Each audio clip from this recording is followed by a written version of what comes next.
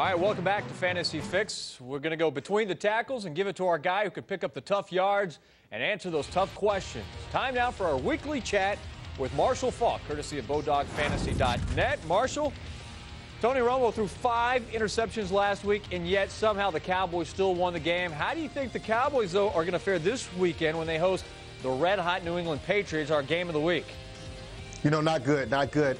That was the trap game for the Cowboys, going up to Buffalo, playing the Monday night game against a team that they felt like they could dominate. Tony Romo, I'll tell you, what I like about the guy and what I saw is that his confidence is, I mean, unbelievable. To throw the interceptions and have the turnovers that he did in that game, and then, I mean, move the team down the field to kick the winning field goal to win the game, unbelievable.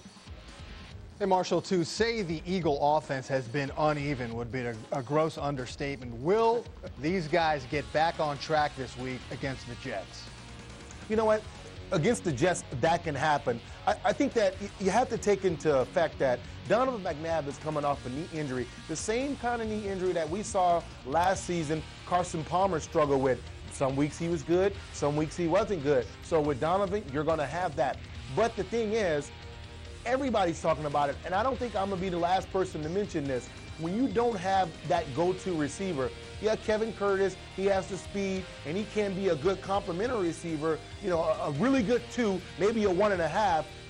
But when you take with a Kevin Cobb, a quarterback to replace McNabb in the future, at this point in time, that should have been a pick, a receiver, or somebody for him to go to.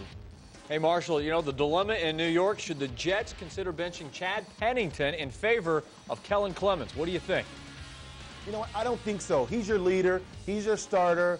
I think that unless they believe Kellen Clemens can give them the opportunity and the fortitude to go in downfield, which might stretch the defense a little bit more and open up more holes for Thomas Jones.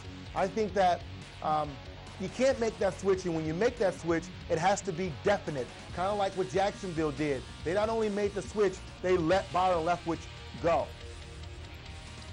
Jason Campbell has grown up a lot this year. There seems to be a calming influence about him. What makes him so successful, and do you think it will continue?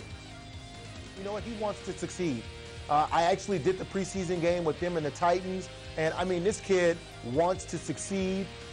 Spent the whole offseason with Al Saunders, not just learning the playbook, not just learning the plays and the reads, but how to pronunciate the plays so the guys can understand him better in the huddle. He's from the South. You know, I'm from the South. Sometimes we're said to have some sort of drawl to our words, or we cut things off. But this guy wants to be good, and it's showing. They gave him the job, and he's proven that it was the right decision for them. Hey, Marshall, I know that you're close with Reggie Bush. You're both Southern California guys, but he just can't seem to find his stride there in New Orleans. Is he officially in a sophomore slump? I wouldn't say it's a sophomore slump. I call it a freshman slump. I think that Reggie's just entering the learning curve and how to be a running back in the NFL. And right now is it. Last year he had Deuce McAllister. He didn't get to find out that 2 things happen. You got to learn how to run in between the tackles, and everybody can run on this level, so you're not going to bounce it outside and run away from guys all the time. So with Deuce being out, now he gets to learn those things, and he's getting the carries. He's going to get the carries. He has to be the guy, and he's the only guy for them right now, and we're going to focus on it, but he's going to go through this, and he's going to learn what we all have to learn when we have the kind of success that he had in college. Marshall, your hometown San Diego Chargers beat up on the Broncos last week. Is that team finally back to the form that got them to that great 14-2 record last year? You know what? There was a lot of luck. There's a lot of really good plays that happened in that game for the Chargers. It was the kind of game that they needed, because they were right on the cusp of saying, okay, Norv's the wrong guy.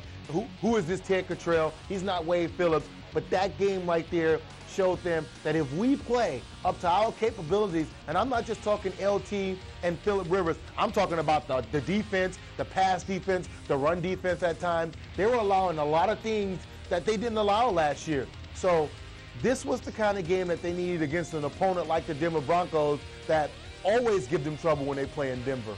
All right, Marshall, time to come through with a stud, a dud, and a sleeper for this week. You know, stud, when you think about studs, you think about guys that are going to take advantage of other teams. And Larry Johnson being a running back going up against the Bengals, who have been, just decimal against the run. When you think about duds, you can never call this guy a dud, Brett Favre, but he's going up against the Redskins. And the Redskins, their cornerbacks, Sean Springs, Carlos Rogers, these guys know how to shut receivers down. He's going to have to look for other options, maybe run the ball. Outside of the Chicago game, hadn't seen them run the ball as well, and they lost that game in the second half by being conservative. My sleeper, I love this guy. I actually have two sleepers. My first sleeper is Kurt Warner going up against Carolina. Kurt Warner right now, I think he's playing some of the best football since he was in St. Louis with us. You notice he's playing with two gloves. He has a better grip on the ball, throwing more tighter spirals. And the other guy is Chris Cooley. When you look at this, the one thing the Pack do, they have good corners. But we found out in the game against Chicago, they have a problem covering the tight end. Desmond Clark and Greg Olsen had field days on them. Marshall Faulk laying out the game plan for Week 6. And as always, we want to thank BodogFantasy.net. All right, well, for those of you who haggle over your lineup every week, this next segment is direct.